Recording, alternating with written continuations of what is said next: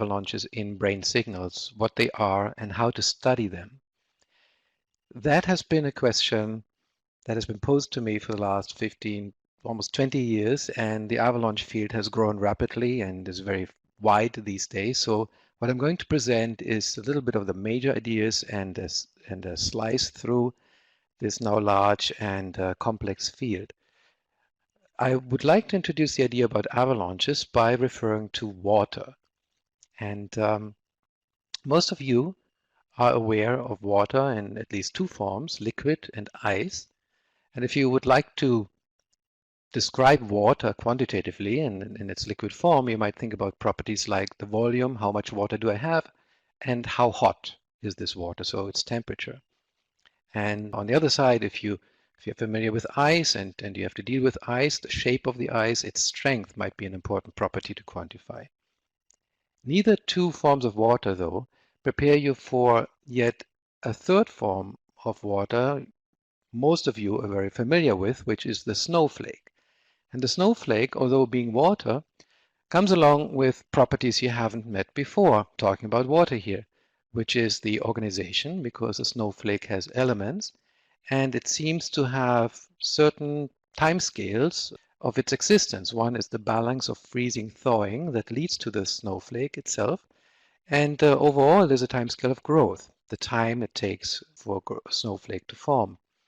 And if you'd now ask me what is the comparison of brain dynamics with the three states of water, then I would say that the noisy firing of neuronal groups, which is typically what we are interested in when we study brain activity, would be equivalent to the property of water when it comes in liquid. And the phase-locked oscillatory activity, which most of us are interested in terms of understanding how two sites in the brain might interact, would be equivalent to the locked activity of water molecules in ice. And the snowflake would be more similar to neuronal avalanches.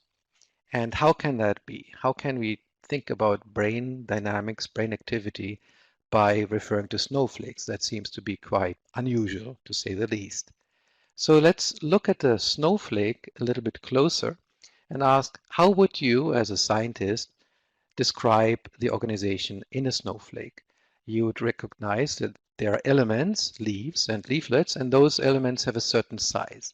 And now you start counting, which is what we do typically as scientists. So you might find in this branch here one large leaflet of length 1,000 microns, and maybe 10 branches, smaller ones of length 100 microns, and so on. As you're counting, you might get this particular distribution, which turns out to be linear and log-log constant size ratio.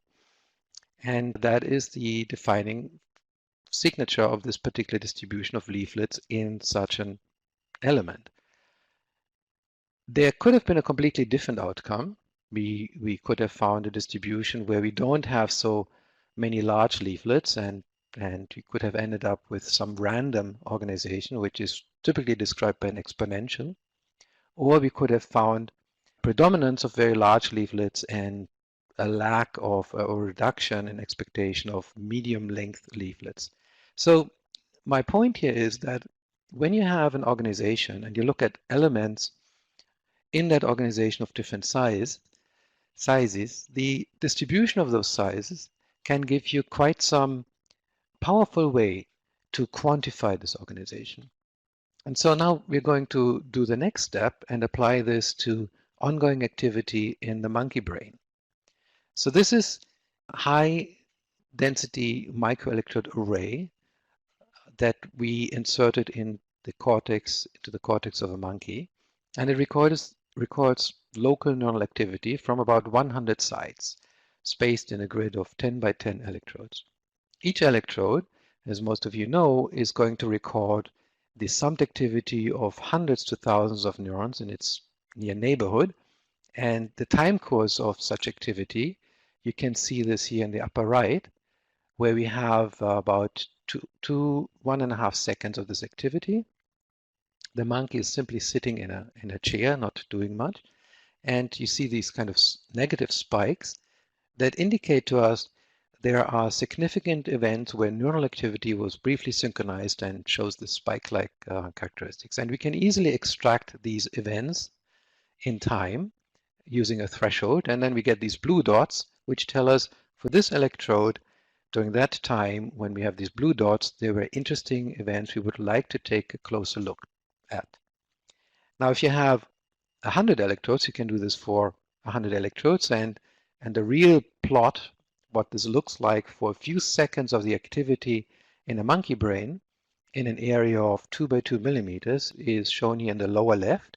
And what you immediately see that the picture of these blue dots looks pretty complicated. All what we might agree on is that there's some columnar appearance, which means that significant interesting events on one side are accompanied by significant events on other sides around the same time. So I prepared a little video of premotor cortex activity, and the organizers allowed me to play that in a separate window. If you can see this in the lower right, this is the kind of activity of significant local synchronized events that shows activity of 1 second slowed down by a factor of 15 or not anymore. And if you repeatedly play this, you have now the challenge as a scientist to find structure, to find organization in that. And whenever you look, you will find times where only a few electrodes are active, times where many, many electrodes are active simultaneously. You think the whole grid is active. And you can agree, actually, that you find almost every potential structure that you're looking for, be it waves, be it oscillatory activity at a site, be it just a propagation from lower left to upper right, and so on. So that obviously then prompts the question, what would be a meaningful approach to turn this into a quantitative, to become more quantitative and move away from this qualitative assessment? And so we worked on this for quite a while, and we realized in most cases, we really don't have enough data to understand the spatial organization of interactions in the brain. And so we don't have the details of the underlying network. But what we know is that when there's activity at one site, there seems to be activity at other sites around the same time. So closeness and time might be a dominant ordering principle that we could apply and see how far we get. So that's what we did here. So this sketch here shows you 9 electrodes out of the about 100 electrodes in that red square in the lower left. And we just divided time in chunks of 2 milliseconds. And you can see that for some of these time bins, there are more blue dots than just one blue dot. And you can also see that there are successive time bins where there's at least one significant event on the array. And that's what we marked here in those gray underlying tones. So if you look at the first time bin, marked N, there we have 4 significant events being active in just one time bin on 4 different sides of the array, and we call this an event a cluster. It has the length of delta t equals 1, 2 milliseconds, and there are 4 events in, so we say that this is a cluster of size 4. If you go to n plus 1, we actually have in the first time bin just one significant event on the array, but in the next time bin we have 2, and then the next one again 2, and then nothing anymore on the array. So that's our clustering principle. We say we start the cluster when there's just a minimum of one event interesting happening on the array, and we continue to concatenate successive time bins if there's ongoing activity on the array, and we stop that clustering process once we find a time bin there's no activity anywhere, and that stops it. So this is a very symmetrical clustering process. A single transition from an empty time bin to an active time bin starts the clustering, and a transition from an active time bin to an empty time bin stops the clustering process. There's no bias here that we are asking for pauses of a particular duration. Once you decide on a particular temporal resolution, that is it. And so we now can ask, we have all these clusters, what is the size distribution of these clusters? So in simple terms, how many electrodes were involved in one cluster. Of course, the simplest cluster would be a size 1, just one electrode being involved. A size 10 cluster would have many, many more electrodes in various spatiotemporal configurations, except they all have to be contiguous in time, and so on and so forth. And the answer to this is shown in the next slide. And to our surprise, or not surprise anymore, what we find is that the size distribution of clusters, that is, how many do we have with just one electrode or 10 or 100 electrodes active, distributes like a power law. And that power law has a slope of minus 1.5. If you had just shuffled your significant events on your data, just to get an idea what would be the expectation of chance cluster sizes, then you get those broken lines, which basically are exponential decaying functions. And if you ask yourself, do I have to have a microelectrode array with 100 electrodes or smaller electrodes? We are missing something. Then what you would see is that the power law doesn't change, but the cutoff of the power law, which is basically this ending here, would move to the left, which means if you had an electrode array with size 50, your cutoff would be here. With the size 10, your cutoff would be there. So that, oh, here we get it now. So that would be what you find with smaller arrays. So what is so special about a power law, besides that the ratio of successive sizes is constant? Let me borrow an example here presented by Laszlo Barabasi, as far as I know, is if we think about human height being distributed according to a power law.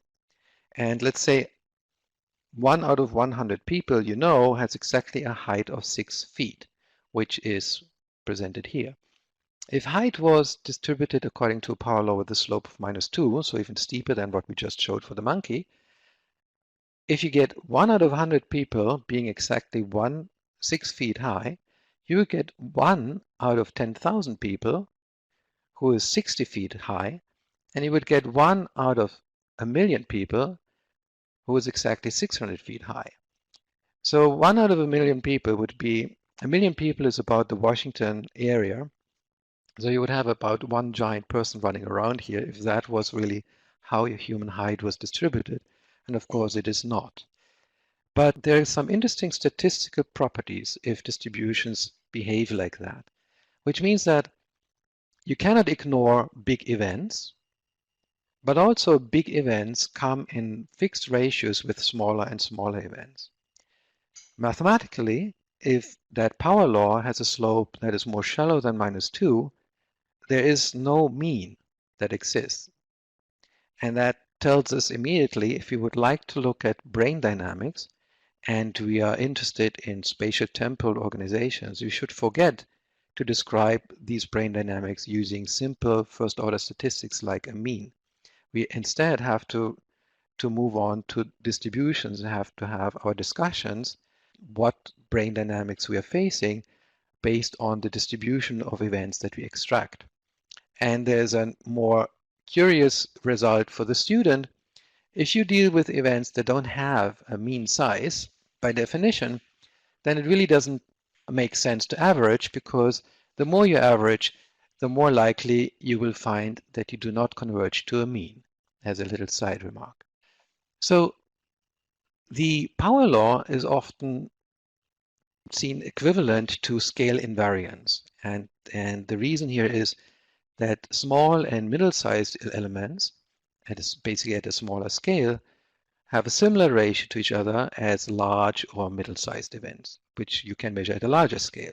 That would translate to something very interesting for the EEG community, because although I showed you this example here for the local field potential at a scale of 2 by 2 millimeters in the cortex, we should, if there's true scale invariance in these dynamics, we should expect to find this also at a larger scale. And this is shown here on the left for the MEG, which is done by one of my postdocs, Oren Shriki, who has now his own lab in Israel for the MEG.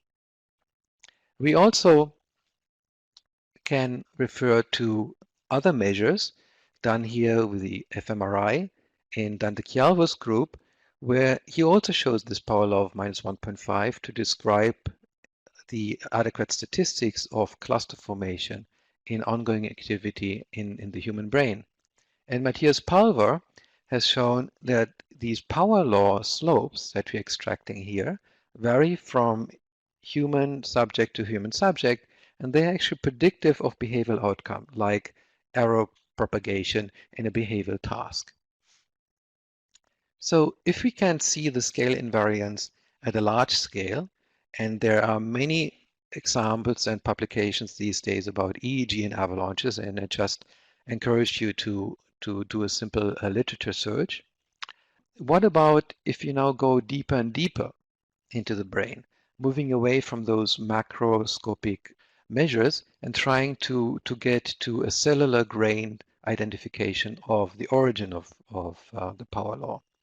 Then if you're going deeper away from the local field potential to a higher resolution, the next reasonable grain would be the cellular resolution, and here we focused on pyramidal neuron activity.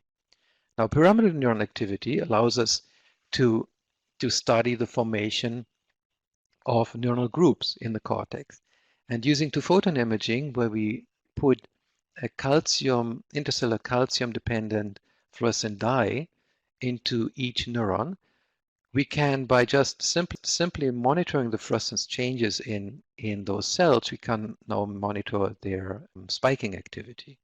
And so this is an example where we, through in utero electroporation, got a yellow chameleon dye, which is a highly sensitive FRET dye, into exclusively pyramidal neurons and superficial layers of a rat. It's an adult rat, and this is a picture from the side, and we would image the activity of pyramidal neuron groups at about a level of 150 to 200 micrometers depth from the cortex surface. So this is the rat here, and we are going to have that rat going through two different stages, one being awake and quiet resting, and the other stage would be being slightly anesthetized. And we're going to analyze how the activity of group activity changes. So what we see here below, about 21 regions of interest, and that would be equivalent to 21, 22 pyramidal neurons. And the deflections that you notice here are basically deflections in the fluorescence of the dye in each pyramidal neuron as a function of this pyramidal neuron firing. Larger deflections would give us burst firing, smaller deflections give us firing of single spikes. And we now ask, again, the same question that we did for the monkey using the local field potentials. How does the activity in one cell group with activity in other cells over time and space? We cluster it, and then we plot the cluster distribution. And this is published work, so I'm going to be brief here. The cluster distribution looks like a power law in the awake state. So this is an example from 10 experiments. And what you might notice here, if you actually anesthetize the animal slightly, then this power law goes away. You will still barely see major differences in the dynamics, but the power law is one of the first highly sensitive phenomena that you will lose when you move from the awake state to the anesthetized state. And that has been repeated in transgenic mice by other groups, and it also has been now shown in the human. So that makes the neural avalanche dynamics a very interesting dynamics, because it seems to be singularly associated with the awake state. And there's a number of interesting consequences to that.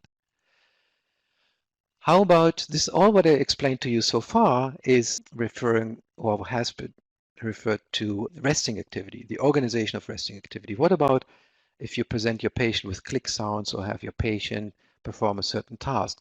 Just to make this relatively short and to stay within the current cellular grain of analysis, this is the summary. This is an example of work we did in collaboration with University of Maryland, Dr. Patrick Canold, in auditory cortex, where we presented to transgenic mice who had these genetically encoded calcium indicators now in primary auditory cortex and pyramidal neurons with brief sound clicks.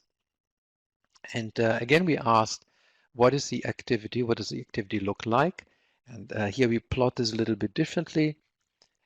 Each vertical bar tells you how many neurons were active, basically firing, during one frame or one delta t in the recording.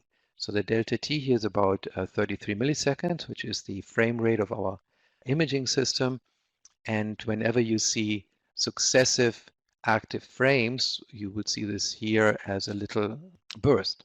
So the avalanches here would show up as contiguous, waxing, waning activity periods separated by pauses. And what you immediately notice is that if you give a sound, this is a single trial for one animal. If we give a sound at time 0 for about 1 second, even if the sound volume is low, the response of the animal during the sound as well as after sound offset is kind of intermittent bursting. And if you increase the sound volume, that intermittent burstiness stays the same. Even when we provide the animal or give a very strong sound, we of course get a stronger response. But the intermittency and the breaking up into clusters seems to be the defining feature. And when we now quantify this again, you will see that the scale invariant properties, the power law in clusters, is maintained during ongoing activity, during periods when there's no sound presentation, early periods during the actual sound presentation, and late periods after sound has been switched off, the activity maintains power law structure. And so that is the first demonstration that the scale invariance, the key feature of neural avalanche dynamics, is maintained during ongoing activity as well as when the animal processes sound. So you can play this now out for various cortical depths. You can ask, do avalanches just propagate within the layer of observation, or what about diving deeper into layer 2, 3 and coming back? And we show here that if you do a three-dimensional reconstruction of activity, you will find that scale invariant property again. So why do we have the scale invariance? And there are various angles you can look at this, and I just want to show you here the angle of balance. We probably all agree that the cortex, the way it is designed in mammalians, propagates activity within its layers. And as you propagate activity from excitatory neurons to other excitatory neurons, one grand challenge is that the activity shouldn't die out. If you want to propagate far distances and you don't go just through one synaptic connection, but you want to engage several neuronal stages, like a feed-forward propagation. And so if you want to propagate over many stages, you have to somehow regulate that excitability. If you're not excitable enough, you will die out very soon. On the other hand, on the right side here, if you start propagating, and at each stage of the propagation, at each neuronal group that you're recruiting more and more neurons, then you face the risk that as you propagate, you engage more and more neurons and you end up engaging the whole brain, which we would loosely associate with a seizure. So what is the optimal situation here? In the statistical average, the statistical average should tell you that if you start with a certain group size, that group size, whether it's 1, 2, or 10 neurons, should not grow or shrink as you propagate through the cortex. That is, of course, a tremendous constraint for stability, and there were plenty of concerns that cannot happen in a biological system. So what we did, we actually measured it, and the way we did it here, I just briefly referred again to microelectrode array, where the local electrode measures the size of the local group that starts maybe a cluster or propagation, and then we just follow the propagation of this neuronal group. And here's the original plot, how we explain that. So far, I used in this case, 5 electrodes and temporal binning to explain clusters to you as contiguous active periods of times. Now I would like to use that same schematics in order to introduce a different concept, which is the propagation from one time step to the next, where we consider the second time step, the number of active events in that second time step as the number of ancestors, the number of descendants that might have originated from the number of ancestors in the preceding time step. And that is called the branching. And to our nice surprise, when we actually measure this ratio, that is the number of descendants divided by the number of ancestors for each cluster, each avalanche that we have measured in our system, that number comes close to 1.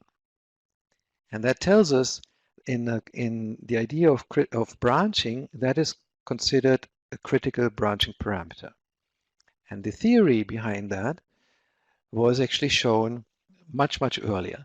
So here I want to quickly refer to yet another idea how to measure the critical branching parameter, where you actually take each avalanche and divide all successive events by the very first one that occurs, and you will find that within an avalanche, the events do not grow and do not shrink, and that's shown here by the distributions, and this is by the mode over the depth of an avalanche in time.